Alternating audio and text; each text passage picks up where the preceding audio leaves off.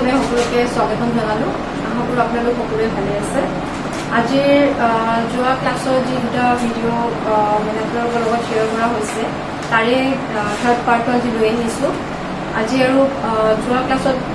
দুটা ভিডিঅ'ত মই 10টামান কুৱেশ্যন আপোনালোকৰ লগত ডিছকাছ কৰিছোঁ। এইটো আছে 2024ৰ APSC প্ৰিলিমছৰ আহি যোৱা প্ৰশ্ন, আৰু আজিও ঠিক তেনেকৈ তাৰে কিছুমান কুৱেশ্যন আছে, সেইখিনি আমি ডিছকাছ কৰি যাম। তেনেকৈ অলপ অলপকৈ কুৱেশ্যনবোৰ ডিছকাছ কৰি যাওঁ, বুজি পোৱাত সুবিধা হ'ব। ঠিক আছে, আহক ক্লাছটো আৰম্ভ কৰোঁ। তো আজিৰ প্ৰথমটো ক্লাছৰ প্ৰথমটো কুৱেশ্যন কি আছে চাই লওক। Consider to following statement regarding it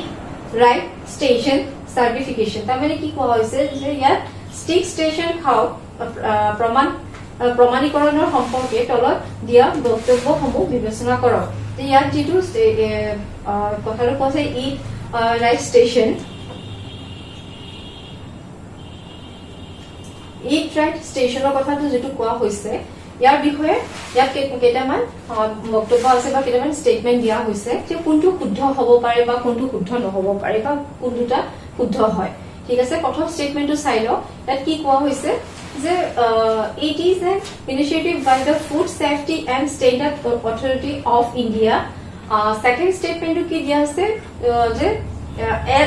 as of February 2025 150 railway station and 6 metro station have received the certification. আৰু ইয়াত কি কোৱা হৈছে যে ইয়াৰ কোনটো শুদ্ধ হ'ব। ঠিক আছে, যে 1 নম্বৰটো শুদ্ধ হ'ব নে 2 নম্বৰটো শুদ্ধ হ'ব না দুটাই শুদ্ধ হ'ব নে এটাও নহয়। ঠিক আছে, তো ইয়াৰ বিষয়ে আমি কি কৰিব লাগিব। ফাৰ্ষ্ট অফ অল যে ইট ৰাইট ষ্টেচন মানে কি। এতিয়া চাওক, যিবোৰ নেকি আমাৰ ৰেলত যিবোৰ যাত্ৰী যিবোৰ থাকে সিহঁতক মানে ছেফলি বা এই হিচাপে সিহঁতক খোৱাবোৰ মানে কি মানে ভালকে সিহঁতক মানে ভাল খোৱা খাদ্যখিনি সিহঁতক দিয়া হৈছে নে নাই সেইটোৰ ওপৰত এই ষ্টেটমেণ্টখিনি দিয়া আছে। ঠিক আছে, এতিয়া আহক চাই লওক কোনটো শুদ্ধ উত্তৰ হ'ব। ইয়াৰে শুদ্ধ উত্তৰটো হ'ব অপশ্যন চি, দুটাই শুদ্ধ হয়। ইয়াত কি কোৱা হৈছে যে the eat right India movement is the flagship initiative launch by the food safety and standard authority of India which operates under the Ministry of Health and Family Welfare. Its primary objective is to transform the country food system to ensure safe, healthy and sustainable food for all citizens. The tagline of this movement is Sai Bhojan Behtar Jeevan. Eat food, better life. This initiative is a crucial for India because the country faces a double burden of malnutrition, a situation where undernutrition and overnutrition exists cumulatively. ইয়াত কি কোৱা হৈছে যে it right India আন্দোলন হৈছিল স্বাস্থ্য আৰু পৰিয়াল কল্যাণ মন্ত্ৰালয়ৰ অধীনত কাম কৰা ভাৰতীয় খাদ্য সুৰক্ষা আৰু মানদণ্ড কৰ্তৃপক্ষ আৰম্ভ কৰা এক ফ্লেগশ্বিপ পদক্ষেপ। তাৰমানে ইয়াত কোৱা হৈছে যে ইট ৰাইট ইণ্ডিয়া যিটো আন্দোলন, ডেট মিনছ কি কৰিছে যে আমি যে যিবোৰ নেকি ৰেল যাত্ৰী থাকে সিহঁতক আমি মানে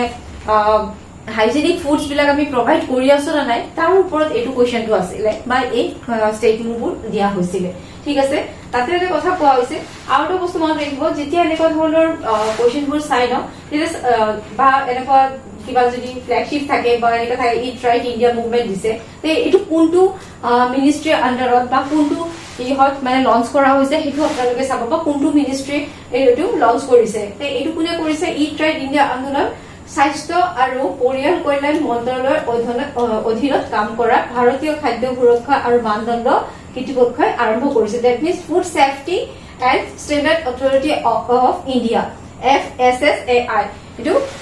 ইহঁতে লঞ্চ কৰিছিলে। ঠিক আছে, নেক্সটত কি কোৱা হৈছে ভাৰতীয় খাদ্য সুৰক্ষা আৰু মানদণ্ড কৰ্তৃপক্ষ যাত্ৰীসকলক নিৰাপদ আৰু স্বাস্থ্যকৰ খাদ্য প্ৰদানৰ ক্ষেত্ৰত মাপকাঠি নিৰ্ধাৰণ কৰা ৰেলৱে ষ্টেচনসমূহক ঠিক খাওক ষ্টেচন প্ৰমাণপত্ৰ প্ৰদান কৰে। যে যিবোৰ ষ্টেচনৰ পৰা মানে এনেকুৱা ধৰণৰ খাদ্যবিলাক প্ৰভাইড কৰা হয় সিহঁতক কি কৰা হয়, এটা চাৰ্টিফিকেট দিয়া হয়। FSSAI ৰ দৰে তাৰমানে ইয়াৰ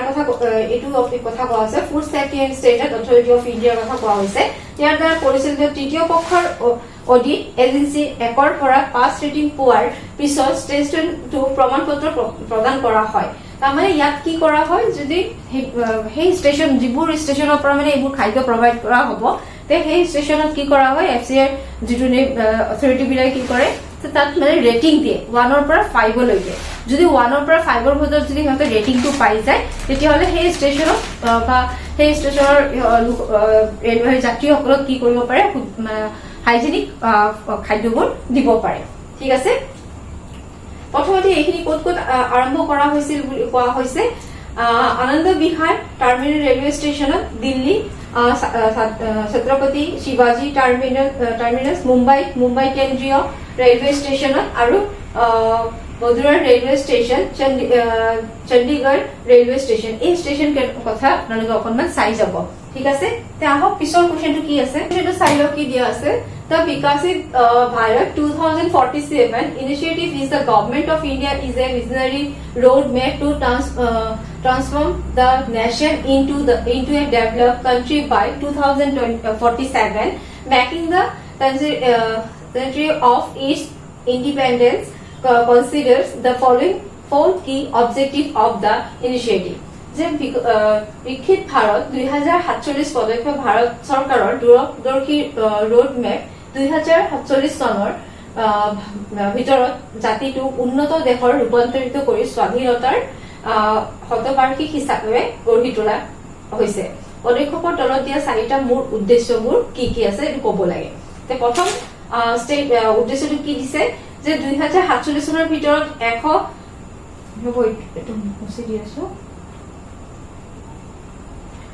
কি কোৱা হৈছে 2047 চনৰ ভিতৰত $100 ট্ৰিলিয়ন অৰ্থনৈতিক লক্ষ্যৰ ভাৰতক অহা 5 বছৰৰ ভিতৰত বিশ্বৰ তৃতীয় বৃহত্তম তো মনত ৰাখিব কিমান তৃতীয় বৃহত্তম অৰ্থনৈতিক হিচাপে উন্নতি কৰা বা আৰু এটা উদ্দেশ্য দিয়া হৈছে যুৱক যুৱতী মহিলা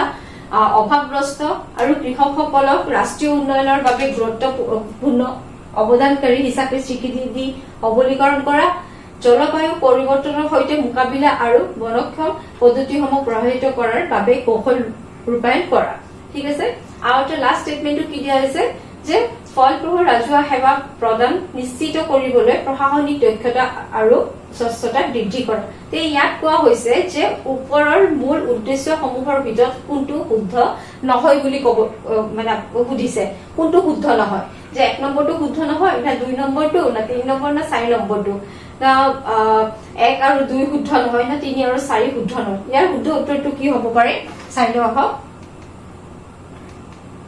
ইয়াৰ শুদ্ধ উত্তৰটো হ'ব 1 নম্বৰটো আমাৰ কি আছিল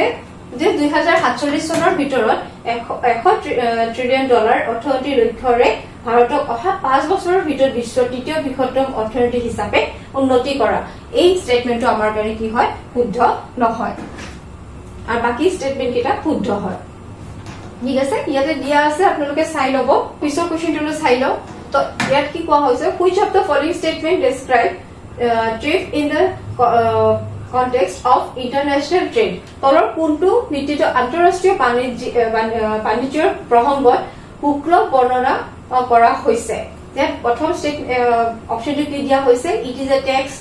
on imports into a country it is a tax imposed by a country on goods crossing its border it's a quantitative restriction on the trade goods আৰু লাষ্ট অপচনটো দিয়া হৈছে it is a reciprocal tax ইয়াৰ পৰা কোনটো শুদ্ধ হ'ব আমাৰ চাই লওক আহক ইয়াৰ শুদ্ধ উত্তৰটো হ'ব যে কি কোৱা হৈছে it is a tax imposed by a country on good crossing its border তাৰমানে কি কোৱা হৈছে যে শুক্ল হৈছে ৰাষ্ট্ৰীয় সীমা অতিক্ৰম কৰা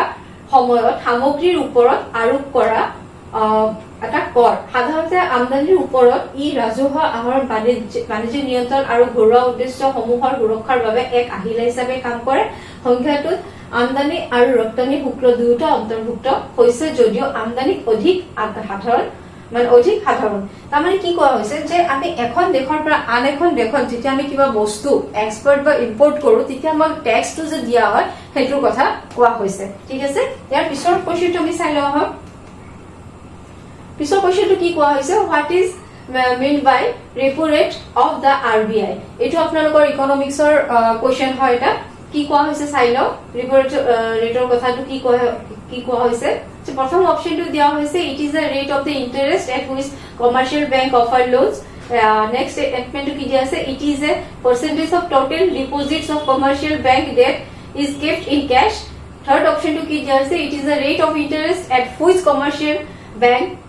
borrow money from the RBI for short term needs. Last option to diya hoise it is the rate at which commercial bank lend to each other. So ya শুদ্ধ উত্তৰটো কি হ'ব option C it is the rate of interest at which commercial borrow money from the RBI for short term needs. আমি ইয়াত কি কৈছে repo ৰেটটো হৈছে এটা বেঞ্চমাৰ্ক মানে এটা সুদৰ হাৰ যাৰ দ্বাৰা RBI কি কৰে বাণিজ্যিক বেংকক মানে ইন্টাৰেষ্টটো লিকুইড ইহত কি কৰে এটো অকনমান হ্ৰাস কৰি দিয়ে বা ধন মানে কি ধাৰ দিয়ে ঠিক আছে কিবা এটা যদি কিবা অসুবিধা হৈছে ক'ৰবাত ইকনমিকলি ক'ৰবাত কিবা ক্ৰাইসিস হৈছে তাত যদি টকাৰ প্ৰয়োজন হয় তেতিয়া হলে এই ৰেপো ৰেটৰ ইহত জৰিয়তে RBI কি কৰে টকাটো ধাৰ দিয়ে ঠিক আছে তাৰ পিছৰ ইটো চাই লও ইয়াত দিয়া আছে গুটেখিনি ধুনিয়াকে আপোনালোকে এবাৰ পঢ়ি ল'ব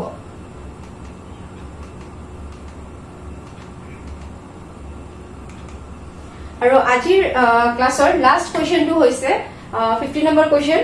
এই কোৱেশ্চনটো চাই লওক যে ভাৰতত কুম্ভ মেলাৰ বিষয়ে তলত দিয়া কথাবোৰ বিবেচনা কৰক ইজ এ মোস্ট ইম্পৰ্টেন্ট কুম্ভ মেলা ঠিক আছে consider the following statement about Kumbh Mela of India আমাৰ অসমত যিখন মেলা হয় সেই মেলাখন কি কোৱা হয় যেটা প্ৰতি বছৰে আমাৰ অসমত যেটো মেলা হৈ আছে সেই মেলাটোক আমি কি কওঁ অম্বুবাচী মেলা হয়নে আৰু সেই মেলাটো কোত পাতা হয় এটো কামাখ্যা টেম্পলত হয়নে তো সেই কামাখ্যা টেম্পলৰ কথা আমি পিছলৈ ডিসকাস কৰিম কোৱেশ্চন যেতিয়া আহি থাকিব আমি তেনেকে কোৱেশ্চন মাধ্যমেৰে আমি ডিসকাস কৰি গৈ থাকি ঠিক আছে কিন্তু এতিয়া আহক আমি চাই লও কুম্ভ মেলাটো কি যেনেকে কুম্ভ মেলাটো আমাৰ কাৰণে ইম্পৰ্টেন্ট হয় তেনেকৈ আমাৰ অম্বুবাচী মেলাটো আমাৰ কাৰণে ইম্পৰ্টেন্ট হয় ঠিক আছে তেতিয়া আহক কুম্ভ মেলাৰ কথা কি কোৱা হৈছে it is the first option কি দিয়া হৈছে it is the oldest recorded religious festival of the world তাৰ পিছত কি কোৱা হৈছে যে the earliest reference to pragya এই মনটো ৰাখিব এই ওয়াৰ্ডটো মনত ৰাখিব pragya and birthing pilgrim is found the rig veda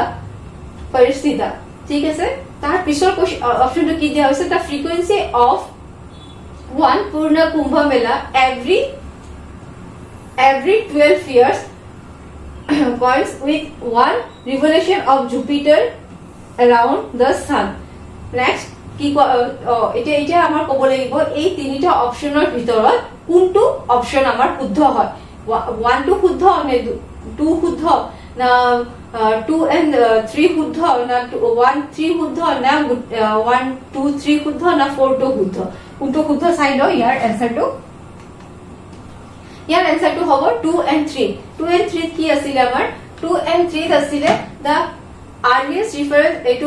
reference to pragya and birthing pilgrim is found the rig veda paristhita aru third option to kidde the frequency of one purna kumbh mela every 12 year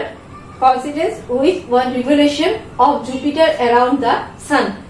যে কি কোৱা হৈছে যে প্ৰত্যেক 1 বছৰ 12 বছৰৰ মুৰে মুৰে এই কুম্ভ মেলাটো পাতা হয় আৰু ইয়াত কি কোৱা হৈছে যে প্ৰয়োগ আৰু স্থান তীৰ্থযাত্ৰাৰ আদি উল্লেখ ঋগবেদ পৰিষদত এই কথা এই বস্তুখিনি মানে কুম্ভ মেলাৰ কথাখিনি আমি তাতে দেখিবলৈ পাওঁ ঠিক আছে লিখা আছে ধুনিয়াকে আপোনালোকে এবাৰ চাই ল'ব পিডিএফ টো মানে ইয়াৰ নোটটো এবাৰ আৰু আজিৰ ক্লাছটো আপোনালোকৰ কাৰণে কিছু উপকৃত হ'ব আৰু অহা ক্লাছত ইয়াৰ পিছৰ পাৰ্ট যিখিনি আছে আজি 15টা আজি আকৌ 5টা কোৱেশ্চন দ্যাট মিন্স আমি 3 দিন আমি 15টা কোৱেশ্চন কমপ্লিট কৰিছো আৰু আশা কৰো আপোনালোকে ক্লাছটো ভালকে বুজি পাইছে যদি বুজি পোৱা নাই কমেন্ট বক্সত কমেন্ট কৰি জনাব আৰু লগৰ বিলাকৰ লগত আপোনালোকে এই ক্লাसेस বিলাক শেয়াৰ কৰক ফলো কৰক সাবস্ক্ৰাইব কৰক লাইক কৰক আৰু কমেন্ট কৰিব ঠিক আছে তো আজিৰ ক্লাছটো ইয়াতে সমাপ্ত কৰিলো ধন্যবাদ